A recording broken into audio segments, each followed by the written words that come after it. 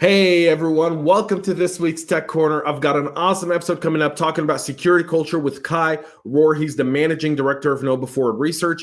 But before I bring Kai up and start the show, a few things. One, if you haven't subscribed to the CyberHub podcast, please make sure to do so right now. Go to your favorite podcast listening platform, look up the CyberHub podcast, and subscribe. Give us a 5-star rating, helps boost us up in the ratings. I'm live on the CyberHub podcast social media channels Monday through Thursday at 9 a.m. Eastern with the practitioner brief. And every Wednesday, you can go and subscribe to our groundbreaking, ruling podcast called CISO Talk, where I speak to other CISOs and we have an honest, frank conversation around security, leadership, culture, and so much more. And today's topic is going to be one that I'm very, very passionate about, security culture. So don't go anywhere. We're going to get started on that show right now. If you're watching us on YouTube, please make sure to subscribe, turn on the notification bell as well, and make sure to support our show's partner today. Our show partner today is KnowBe4. So go and check them out. You can see a link and more information about KnowBe4 in the show notes. If you're listening on your favorite podcast listening platform, if you're watching us on YouTube, you can see it there. If you're on social media, you'll see the tag to the social media page for KnowBe4. And now, without further ado, why waste any more time? Let's get right into today's episode. Here we go, folks. From the CyberHub bunker and studio, you're tuning in to the CyberHub podcast, Tech Corner. And now, join me in welcoming your host and CISO, James Azar. Hey, Kai, good morning for me. Good afternoon to you. Good morning, James. How are you doing this day? You know, I am about as good as one can be. How about yourself? How are things in lovely Norway, I should say? Yeah, well, you can say also as well, because that's where I am. I would love to say that, yes, summer is arriving, but, yesterday it started snowing again, which is not that uncommon in May. I keep reminding my countrymen. But, give it a few more days, summer will be back. Yeah, that's I grew up in Colorado, and when we got the May snowstorm, people would be like, oh, we're never going to see summer. And then, 2 days later, summer is here and it's here to stay. Winter just had to get one last little bit of dusting of snow to make us all appreciate summer just a little bit more.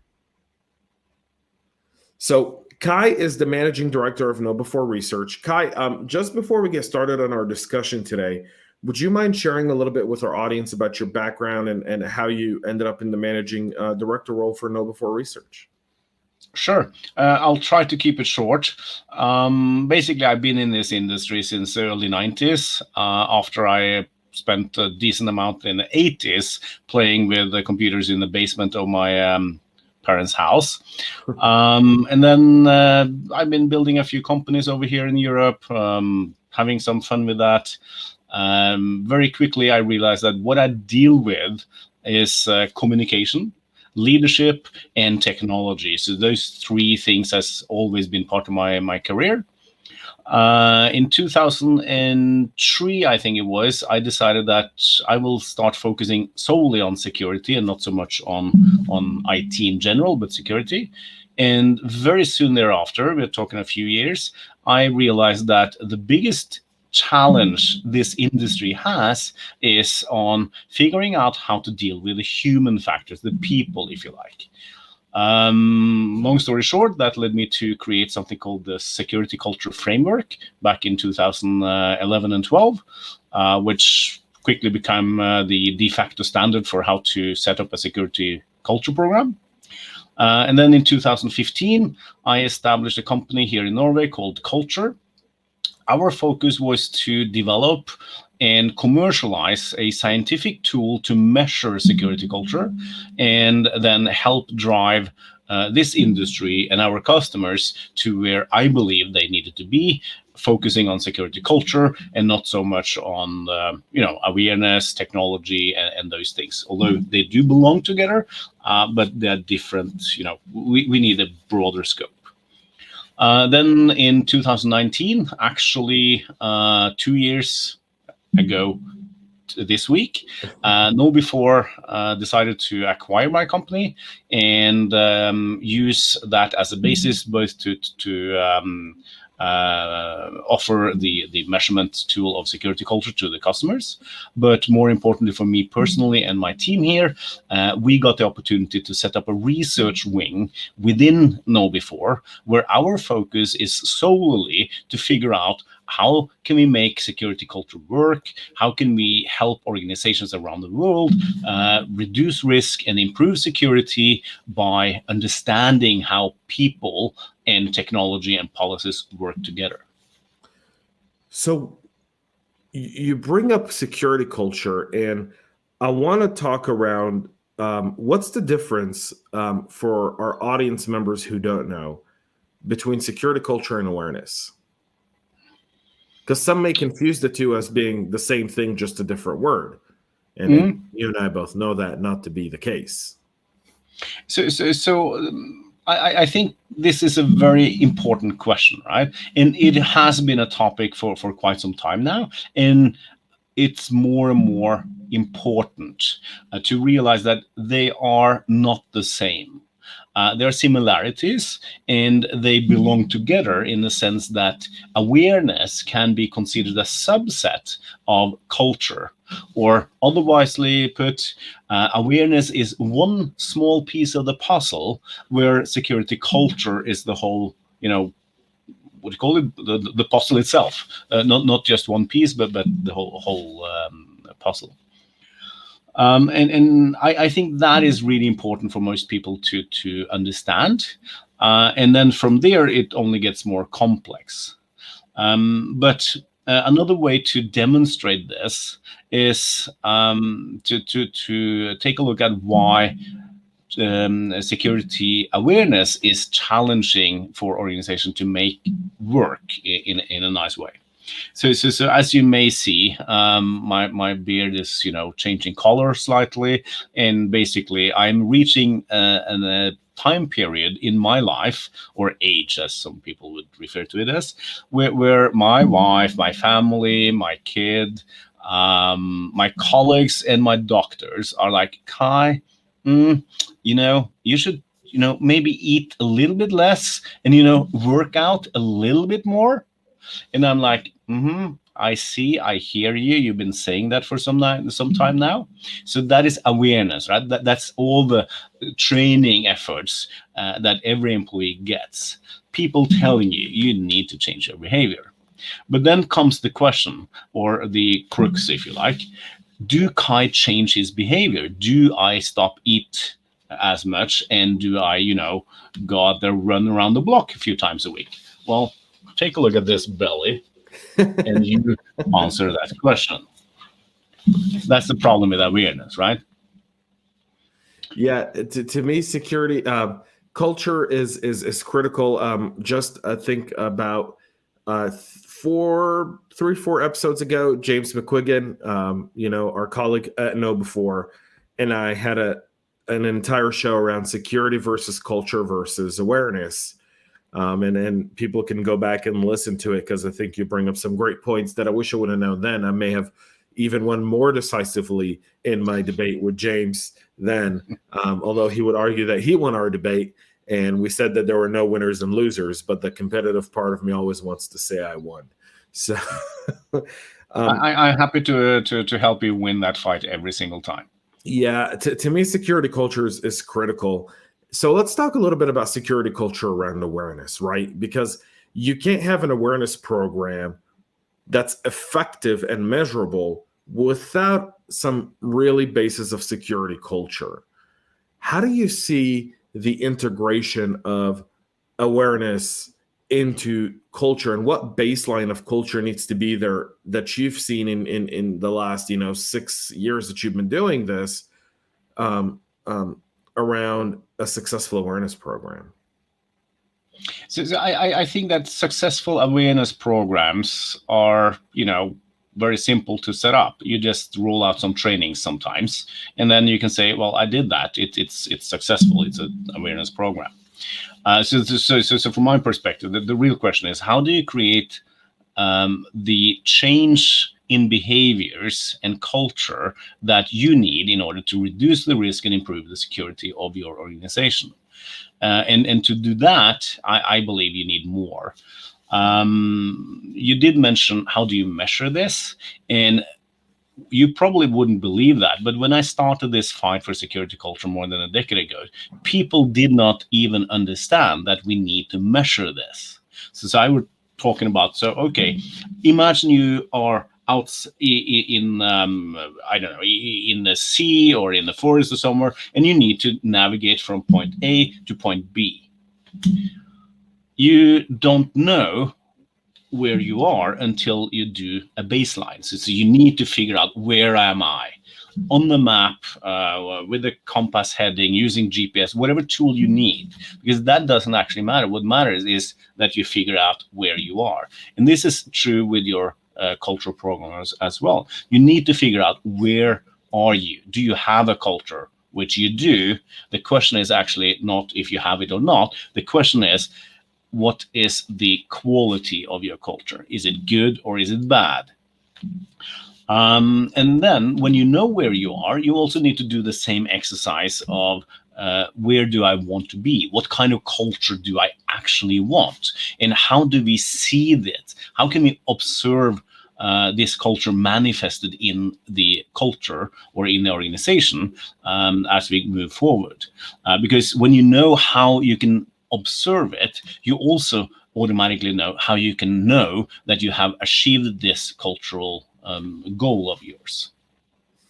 Yeah, so that's a very interesting point, which is, when you look at culture and awareness, there's a difference of one, measurement, but number two, of the results, right? So I had a very interesting discussion a few years ago, and I'm glad it's been a few years since the last time I've had this discussion. Otherwise, I'd be a little bit less open to sleeping, because I feel like the dire need is so dire. But the idea around of just executing phishing tests all day long without really driving a conversation around what does security really mean. And as you were kind of building your company and looking at what does security culture really mean, what are some of the ways that you've seen culture be really effective within an organization, and how was security culture really implemented? Was it top down, bottom up? Was it more of an evangelist kind of role? How have you seen that? So I've seen a number of different roads towards improved security culture. Some has been, the grassroots kind of initiative where employees started something, and then it was adopted by accepted and adopted by the IT, and then lifted up to top level. It's not very often I see those initiatives, but I've seen that twice actually here in Norway. One within a multinational oil and gas service company, and another one with a technology company. So that's the grassroots approach. Another approach is when the CISO or the CISO team, if you like, engage with the business side, so the CEO and the board of directors, and make them understand the value, the business value of this, and then you get their support not only on paper, but actually producing content. So one of our customers would several times a year, they would have the CEO of a reasonably large insurance company go on stage and talk about the importance of security and security culture, and to follow this program. But they didn't stop there. This person and the whole leadership also made sure that they did the same things and demonstrated that they did it, which is starkly opposite to another company I've been working with, where everything has been driven from the IT director. They don't even call him a CISO, although he is practically running their security operation.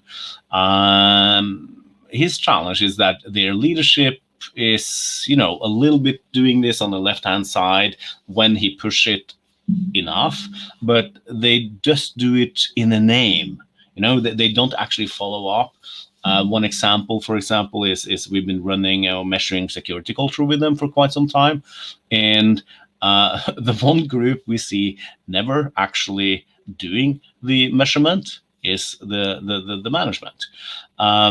Needless to say, he is not succeeding with improving the security and reducing risk. So you have all kinds of things.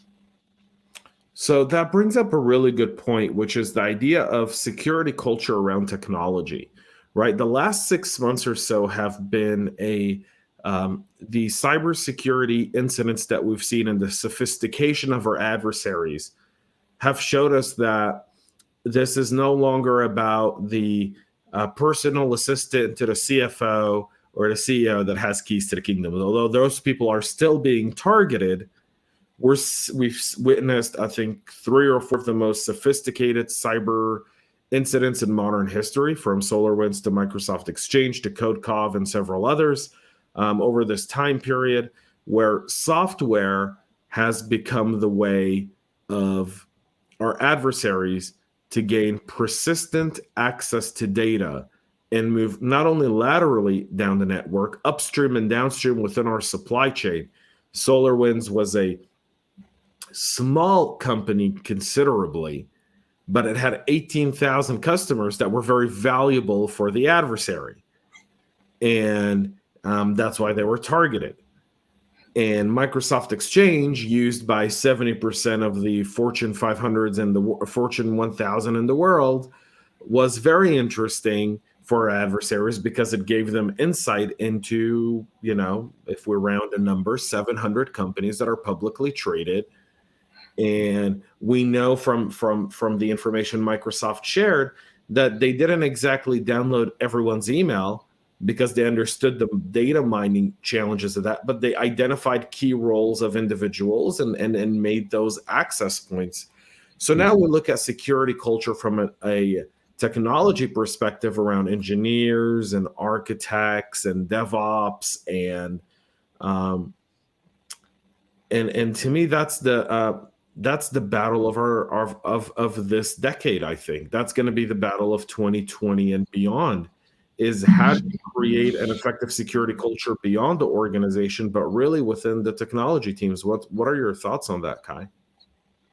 I think that you are understating the battle. So from my perspective, wow, I can't even speak to someone is thinking 6 a.m. your time right now, Kai. Yeah, it's lunchtime. It's lunchtime. That will be my excuse, James.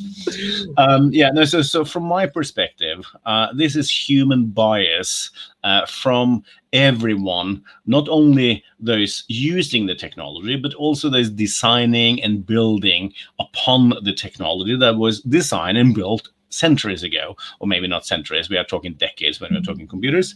But just one example, internet. We are struggling to keep it secure. Why is that? Well, basically because when it was designed back in 67 and 68 by ARPANET, this was not meant to be publicly available. So we knew who had access. So security was kind of, taken care of in a sense. Well, it was access control. No different than your email. Exactly. You had access control. You no longer have access control on the internet, right? The second reason is, or second thing, was that the purpose of the internet, TCP/IP protocol, for example, was to ensure the delivery of information, not the protection of it, which is something else. And because of that, we are still using that same technology, but without access control lists and with a different use case. We now need to protect the information we share on a network not built to protect information. So this bias on technology is so deep, so engraved in everything we do, that this is not something we can do to fix just by fixing the people. My personal belief is that we would need to build the base technology from scratch if we want to build a secure technology. But obviously, from a business perspective, I don't think that will ever happen because of the value of the current internet. Yeah, so I have kind of a very interesting point of view to that when I hear people say we need to redo the internet, and to limit the people that come in. I see the internet for all of the bad, also for all of its good. Internet has allowed and brought about the prosperity of people who have lived generations in poverty. It's allowed the connection of people who otherwise wouldn't be able to connect, right? Family finding each other who maybe without the internet would have never found each other. So I kind of see that. I am, and just to interject there, I totally agree with you. The value of the openness of internet is tremendous. We should never shed that. Well, we see the places where they do limit access to internet, for example, North Korea. Or China. Or China, Russia, who has created their own intranet. And even, in some places in Europe, we see that, especially in former CIS countries. But, Eastern Europe, I shouldn't say, Western Europe, but Eastern Europe, we do see that as well. It's very interesting. I was listening to the great Jordan Peterson speak about him talking to a North Korean defector who escaped North Korea and in 1 year studied and accomplished what you and I did in 12, which was elementary school, middle school, and high school in 1 year. And in her studies, she was so focused that she forgot to eat for days on end. And that to me was the description of hungry culture, right? Of being so hungry for information, being so focused on a future, being so deprived of things that when you get it, like you talked about our bellies, right? When we were younger, we didn't care what we ate because, well, it never impacted us. And then as we grow old, our metabolism slows down, and the hamburger we have no longer gets washed down with a glass of water. It takes a bunch of treadmill. I did tell you it's lunchtime, didn't I? You did. I'm getting hungry now, James. But that kind of brings up that whole idea of culture, security culture around technology, which is one, how do we get the people who are building on the openness of the internet to really look at culture and look at security and make it an embedded part of their culture? And we see that with some of the new tools that go into IDE, with some of the ways we do CI/CD pipelines. But your software life development cycle, your SDLC, is really important as well. And that's, I think, where now we're going to see the shift in security culture. I think SolarWinds was a wake-up call for a lot of people who were non-security but very technical. So I hope that we will see the successful creation and implementations of good and relevant policies when it comes to software development life cycles and CDIs and those part of it. And yes, I agree that those are a vital part of culture, but I am not entirely as positive as you are on the time frame. And the reason for that is that I started using the term security culture, say, 10, 11, 12 years ago. And back then we were I used to bloke about joke about 5 people worldwide using the term security culture. There were actually a few more, but very, very few people. 3 of those people were in Norway. I were one of them. And this is only 10 years ago. I mean, it's like nothing. Still 5 years ago, when I were promoting the idea of measuring security and security culture and the tool that allowed you to do that, we were alone in the world for several years before competition started to look at, measuring security culture. That might actually be a good idea. And now in 2021, security culture is it's become a term that everybody uses, but as in our introduction here, a lot of people still don't understand what it is. A lot of people don't realize the difference between culture and awareness. In fact, a year ago, KnowBe4, so we here and Forrester did a global survey of CISOs, asking them, so what's the importance of security culture to you and your organization? 94% of them said that this is critical or very important. 94%. That would not have happened in 2015 or 2010, but it did a year ago.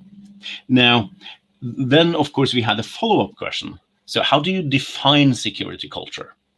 We received almost as many different definitions of security culture as we had respondents, which tells you that everybody agreed that the term is important, but no one actually knows what it is.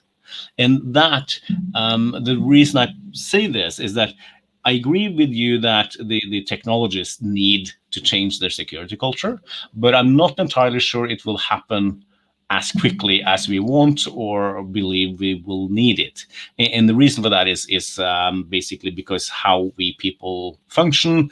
We first need to learn the term, and then we need to get some ideas about what it actually is. Then we need to internalize it and figure out what does it mean to me in my workday, and then we can start to lift it up to an organizational level, or in this, in your example, to the technical team and implementations. What does security culture mean for our team, our work, and our product development? Hopefully it happens this year, but give it a decade. So I'll tell you why I agree with the concept, but disagree with the result. If you and I were having this conversation January of 2020, and you say it takes a decade to get security culture within the technical teams on board, I would probably sit there, nod my head, and completely agree with you. Because change takes time.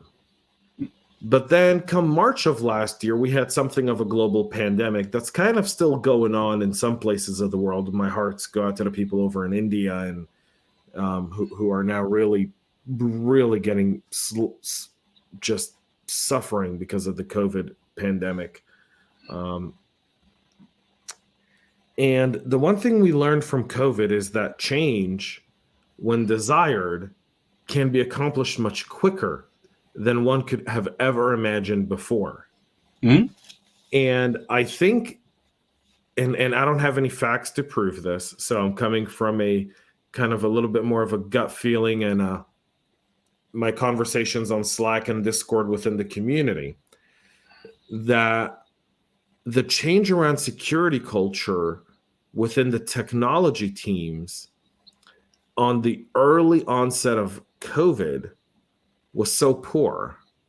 And then as things started happening, became increasingly more important. And then SolarWinds and Exchange, and now CodeCov and many others have made it to where there's no other way, right? And so it's to make change, it takes a decade. I agree with you from a human perspective, but to get more people on board, it takes the perfect storm of events to get people to change their behavior. If I told you a year ago that you're not going to leave your house for months on end, and you're going to shop from your phone, and you may not go to the grocery store, right? You would have looked at me and said, "Get out of here. That's never going to work. People are not going to do it." And guess what? People did it. Mm-hmm. And so I feel that just as the human race, the species of humanity, we're so adaptable. We're almost like scum, like, you know, like the stuff that kids play with. I don't know that, but you know, as long as the listener knows, it's just probably It's just so it's and I don't know that's the scum's the right word, and someone may tell me slime, like slime. slime. Slime. I know. Yeah. Sorry, I don't know why I said scum, but I connect scum and slime into one word. So think of slime, and humans are like slime. You can shape slime any way you want. Slime will go to that shape in the effort of survival. And so when we look at the viability of the internet, we're in a very, very interesting time from a culture perspective, because the internet was really what was the saving grace of keeping humanity going in the last, 14, 15 months, and will be, going forward. And I think people genuinely care about security. I think technology people are now waking up to the reality that if I don't incorporate security in the best code I write, all of my work could possibly go down the drain. And so the people who take pride in what they do are going to pay attention to it. But, you're a well-traveled, multicultural person. I've had the pleasure of traveling to over 100 countries. I know that there are some places where when I hire someone to do DevOps or engineering, he's going to be more security-minded than someone from a different country, simply because of the mentality and local culture of that specific place. So do you feel like geography plays a role in security culture? Yes, definitively, and I have facts to base it to back it too. We run the security culture survey globally, so yes, but so I do agree with you that we have gotten a wake-up call again.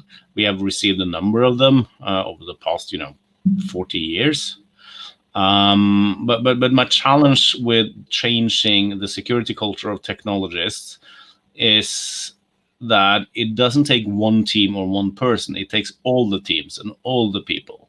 And that's why I believe it will take longer than just this year. Some people will disagree with some of the changes required. Some people will not understand it or have the hunger, if you like, to figure out why it is actually necessary. While other people will actually fight for those changes and do better and faster. So I agree with you that some teams will start and probably already do this. I mean, back in 2013, during the Security Culture Conference here in Oslo, a very good friend of mine, Wolfgang Görlich, who you may know, he did a talk on the security culture framework and using that with the software development lifecycle. So it's been a lot of work in this space for a long, long time, which is good in the sense that we don't need to, figure out how the wheel should be looking like anymore. We can actually start implementing. But still, if we have all the pieces of the puzzle, I do believe that for many teams, it will be difficult to implement everything, especially when we consider the fact that people don't actually agree what security culture is or actually don't know what it is, which means that your job and my job is very, very important still. We need to be out there and educate and talk about these topics and let people understand what security culture actually is and what it's not. And then as we share this idea and it becomes the meta idea, if you like, the global idea, that then I believe that you will be right. We will see this implemented, but I still believe that we have a lot of groundwork left to do. Yeah, we do have a lot of work left to do, and I agree with the idea of I don't think it'll take the full decade, but I agree that it's going to take a little bit more time. But I feel like today we have more people on board than we did a year ago. Oh, And yeah. that number is doubled. Totally. I think it's quadrupled, if not, maybe 10 times more than what it was before. Still not enough for ever, for sweeping changes, but enough to make it front and center as more and more people look at it. Because the one thing I've learned about tech and tech people is that they move around so much and they all know each other that once you get an influential group, it's like, if you want to spread a story, who do you go to, right? If you want to plant propaganda, where do you go? And so if you want to create change, where do you go? You go to an influential group, and I think that influential groups have been influenced. As we talk a little bit about security culture, let's talk around security culture in the business terms as a sales enabler. More and more companies are doing vendor risk assessments now. Security has become part of a sales process. So how does security culture really come and enhance an organization's ability to really have it reflect on their bottom line? So I think there are a number of things there. For example, being able to document that you have a good security culture is helping your customers and your supply chain to realize that you take this seriously. Almost like a certification or a standardization program like ISO or NIST or those things. So being able to document that you do security culture and you have it at a certain level is going to be more important going forward.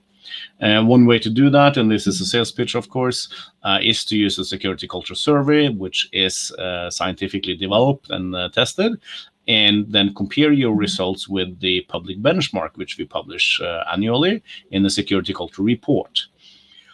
Another way to make security culture a part of your business is to look at what Canon did in Europe. Their EMEA CISO, Quentin Taylor, a good friend of mine, he has been doing this for probably 10 years, if not 15 now. So basically, this is a Canon. One of the things Canon do is sell printers, right? And at some point, security people were like pointing at printers and saying, this is a huge problem. We need to fix this.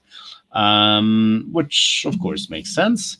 But the challenge back then was to have some security researcher pointing at the problem, and then the organization and the salespeople picking up on that and tuning the sales strategy.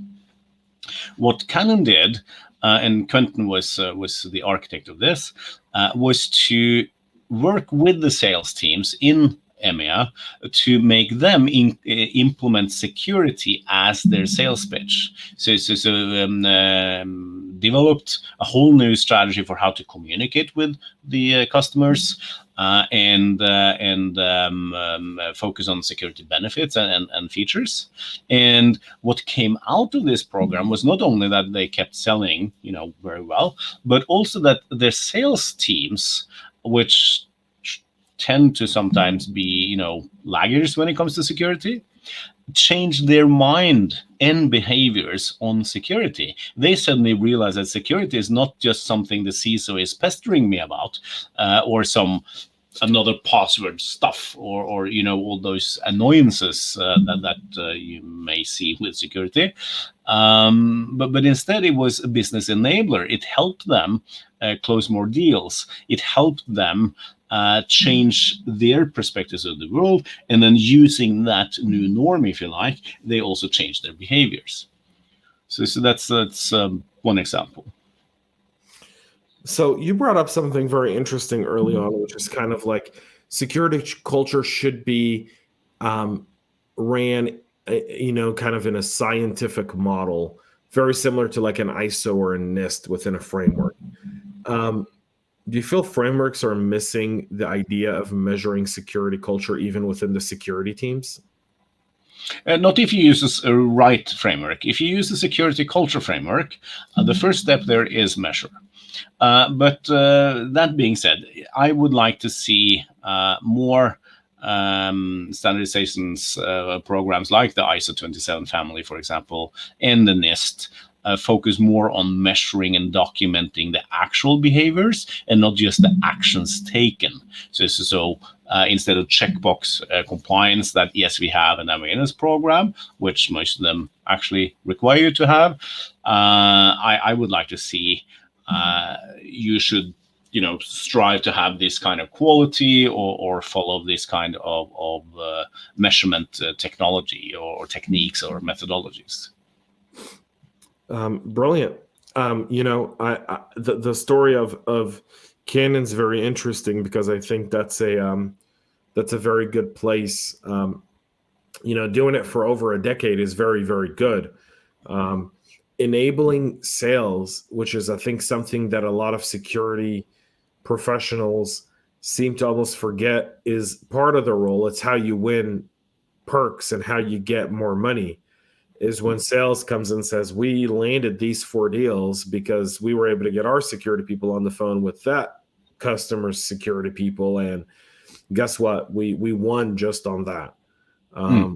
You tend to make more for your company that way, and you tend to kind of end up in the good graces of where you want to be and elevate your role beyond just an IT function, which is, I think, how a lot of people view in upper management and executive leadership, of how they view security more of an IT function rather than a business enabler. So that's the cultural challenge right there, right? So get your leadership to realize the value of security, and that is not just about patching, moving patch cables in your IT room. Yeah, that's so true, so on point. I don't know how else to say it. We're almost out of time. Kai, how do people get in touch with you? So I'm on Twitter as Kai Roer. I'm on LinkedIn, again, Kai Roer. I have email, that is kair@knowbe4.com. And of course, I'm one of the evangelists of KnowBe4. So if you want me to do stuff, reach out to our PR department, department, and set up something. I'm here. Brilliant. Awesome. Folks, Kai Roer of KnowBe4 Research, the managing director of a very important arm in the awesome organization known as KnowBe4. Also, congratulations on KnowBe4 going public just a few weeks ago. KnowBe4 became the next, I think, unicorn in training, just in general, but also I think as an established security company, it's great to see your success at KnowBe4, because it lets us know that there are companies out there that are really trying to get the work done and be partners to security programs, which is really, really important. Folks, that's it for this week's Tech Corner. We'll have a lot more next week. I'll be back Monday morning, 9 a.m. Eastern Standard Time, live on Facebook, LinkedIn, and YouTube with the practitioner brief. And we'll have another great Tech Corner next Friday. So until then, folks, thanks so much for watching. Thank you for tuning in. Thank you to the awesome Kai and that wealth of knowledge. And thank you, James, and the listener. Thank you very much. Brilliant. Folks, that's it. Enjoy your weekend. The pandemic's on the tail end, but go get vaccinated if you haven't done so. Most importantly, as you're getting vaccinated, don't click any links that tell you get free stuff, because guess what? That's how you don't end up on the safe side of cyber, folks. That's it for us here. Cheers. Make sure to subscribe to our podcast and share it with your friends and colleagues. And get all the latest information at cyberhubpodcast.com.